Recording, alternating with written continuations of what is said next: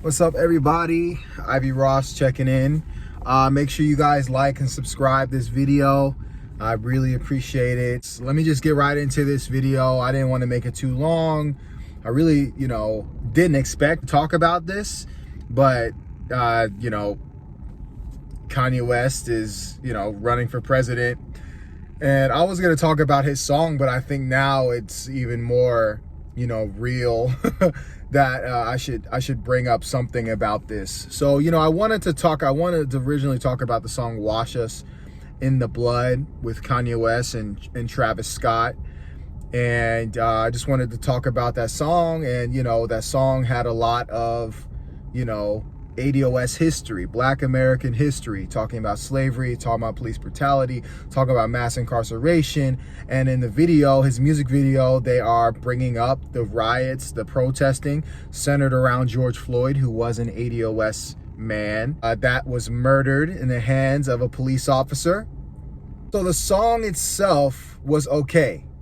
I would feel that it would be better if he actually believed in what he was talking about. He talking about God, giving liberation to Black people, bringing out the evil that Black people have experiencing since we've been, dragged here to this country and made to work.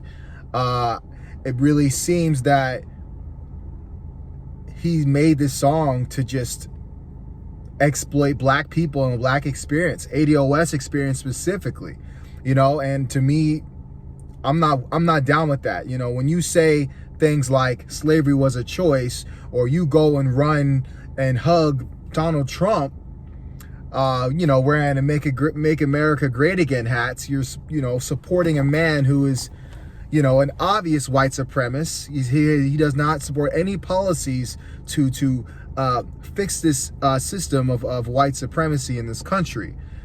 So I really don't think the song means anything. And I know from what I've seen with Travis Scott and one interview, he talks about Black people. I know that his views are not much different than Kanye West, about Black people. I believe Travis Scott might have said, it was very like, it's Black people's fault that they're in the situation that they're in. Kind of talk like that, like, Black people just need to, they need to, as if, we put ourselves in this situation of, being the highest in prison systems, or getting pulled over by police, or getting drugs into our communities. All these, all of these agendas that white politicians put forth to put us in this situation. I don't think Travis Scott understands that. And either if he doesn't understand that or he just doesn't care, I'm not sure. I don't know them personally. All I know is all I can base it off of is what they have said. And when you make songs like Slavery What It Is, kind of like really just, I don't know, what they were trying to do, which was like trying to make some kind of Black anthem, or, some Black empowerment type thing. Something like, Beyonce's done. But Beyonce's, from what I know, her politics does not align with Kanye West. You can't be so far off. You can't be such a cheerleader for white supremacy. You can't be so far on that way and then talk about Black empowerment. You're gonna miss the mark. It's not sincere. So I think that's my thing, is sincerity. And you can't make music. You can't make music about our story, our liberation, our struggle, our pain, such as slavery and Jim Crow and all the things that we are dealing with right now, using George Floyd's death to get streams on your music. Like, you can't make music, create music, and then at the same time have policies that don't align with what you're talking about. Black liberation, let's talk about it. Are you really down for that? And from what I know, based on what you said, Kanye and Travis, that is not the case. So, and I think it's the same thing for this Black Lives Matter movement. I see a lot of people, they're using Black men who are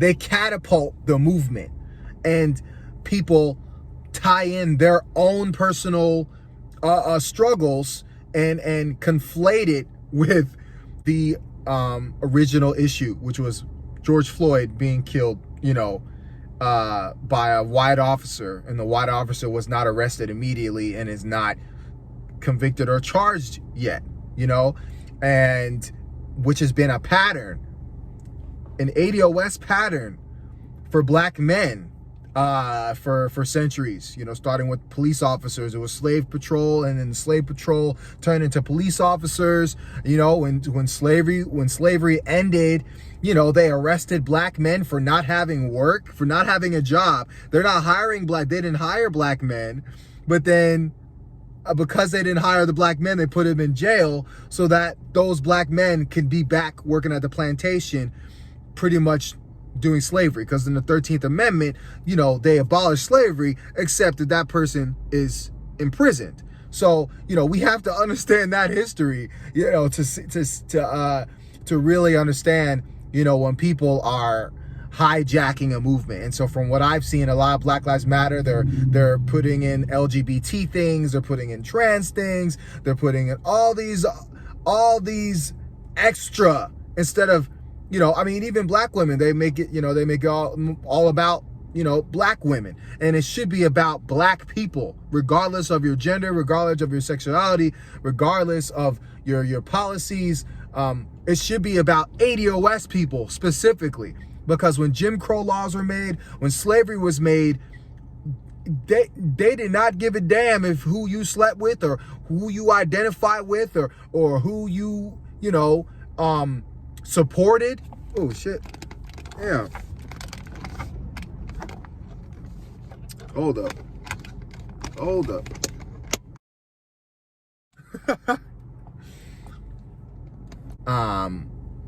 What policies you might have had as a black person, you were under the system of white supremacy. You were less than, and there was laws that made sure it don't matter who you look like, don't matter how dark or light you are. If you are a descendant of a Negro, a slave, you are also a slave. And same thing with Jim Crow. So I don't know how everyone is conflating all these other politics into the Black Lives Matter movement, but I can only blame the Black Lives Matter organization for not being distinct. So, that's why ADOS, we need to beat the same drum, which is reparations and a black agenda, because this is a systemic issue that's been on us first. On us first. We got dragged here. We did not immigrate here, and then we are subjects of white supremacy, like black immigrants. Yes, everyone has their own plight, everyone has their own issues, but you have to know that you chose to come here, and this is the kind of country you come in. I believe that because we didn't get a chance to do that. We just got dragged here, and then we were how do I say this? The foundation of the racism. And we're seeing the consequences of that. Like I said, George Floyd, he died unemployed and had COVID-19. In America in 2020, that should not happen. If black Americans, ADOS, were given reparations, we would not be in this situation where we're the highest in COVID-19. There's the highest unemployment, highest mass incarceration, and we would have been dealt with the police had we had our own power and get into politics. And we would have weeded them out. We would have made KKK a terrorist organization, the whole 9 yards. So so all we can do is look forward on okay, how can we really change that? Defunding the police is not going to stop police officers from killing us. It really isn't. I know it sounds nice, but that's not the ultimate case. We need to get to the root problem here. So anyway, I didn't want to talk too long about Kanye or just in general, but I just think that it's lame when you profit off of black culture, but you don't care about the black people, because the black people right now because of systemic racism, we are at this place. We're getting killed every day. I mean, this is not like some game. And I feel like Kanye West, he's using this as just some, like, it's cool to be black, right? It's cool to be black. It's cool to have fashion, cool to, run hip hop and all that. But where did hip hop come from? You know what I mean? Like, hip hop came from the descendants of slaves in America because of what we went through, because of the drug war, the war on drugs, because of segregation, the children of the Black Panther movement. We use poetry and our own, style, our own creativity to create hip hop and everything else that we've created, jazz. I can keep going on. I can keep going on, but you see a pattern where you are kind of like a culture vulture at that point when you are using all of everything that we created from oppression. We created all this music from oppression. Our experiences, was made because of oppression. You can't, love that and then not love the people, and that it's people that are still going through that oppression right now. You know what I mean? So I don't care what lineage you are. I don't care what race you are. You are a damn culture vulture if you are exploiting black people, but you don't care about black people. You are exploiting the black culture, the black experience of our pain and, our fight that we're still dealing with today. Very much so in this racist society.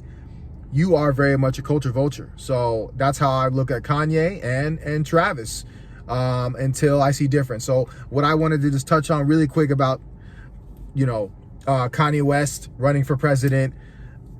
I know that he's not taking it serious. This is obviously a publicity stunt. I know he did a deal with Gap. He's probably trying to increase those sales, and that happens in 2021. So I get it. It's part of the game. It's going to get you a lot of attention, blah, blah, blah. So it is what it is, right?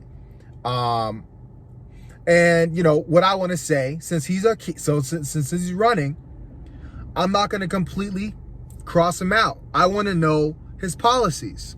That should be the energy for everybody, not just, oh, I'm voting for Kanye because he's Kanye and I love Kanye. I don't care what he supports. Or I'm voting for Joe Biden because he's the best Democrat, or I'm voting for Trump because he keeps it honest, he keeps it real. He's, you know what I mean. So anyway, I want to know the policies. Does Kanye West support reparations? Does he support a black agenda to close the racial wealth gap? These are what I want to know from any candidate. So my vote is still up for grabs. My vote is still up for grabs. So, on terms of that, I highly doubt Kanye West will support any of that. But we'll see. I know a lot of people online, they're like, oh man, he's playing chess. He did this Trump move so that he can get black people out of jail. People want to do that. People want to reach. So here it is. Here's the opportunity. If he's really about that life, if he really is playing chess and he can get himself, to the debate stage, is he going to be full-throated about reparations for ADOS? Because he is ADOS. So he should be full-throated. I can understand why Obama, even though Obama used ADOS, his largest constituents, to win votes, he did nothing specifically for ADOS. He used our experience. He used our swagger, because he's half Kenyan and white. So I can see why he might be out of touch and didn't support reparations. But Kanye West, you're ADOS. And you need to support reparations for your people. So we'll see, and I know there was a time, before Kim Kardashian, before Amber Rose, Kanye was on that. And I think that's why I think, I supported his music back then. I supported that now, listening to it then, because I knew where his head was at. He was about fighting for black people. He represented the few, representing us. And just to see how he turns out right now of just trying to gain, white capital and acceptance from rich white people in the fashion industry, it's just really sad to see that. But hey, he might have had a turnaround and he's full-throated about reparations. Can't say I won't give him my vote, so, because Biden sure ain't supporting it right now, and we already know Trump ain't. He don't need to. He's got all the Republican white people votes, but these Democrats, they need the black vote to win. So anyway, I didn't want to make this video too long, but I appreciate you guys watching, and I hope you guys have a great rest of your day. Happy July 4, July 5th. Yeah, ADOS101.com. Hit that for people that want to get involved with the fight. And again, please subscribe, like. Yeah, Ivy Ross. Peace.